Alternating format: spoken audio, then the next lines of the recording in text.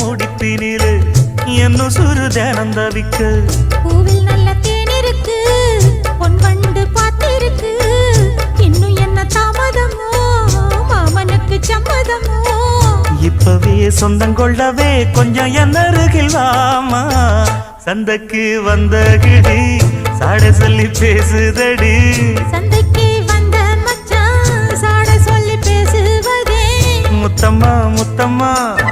பக்கம் வர வெக்கமா சொல்லவா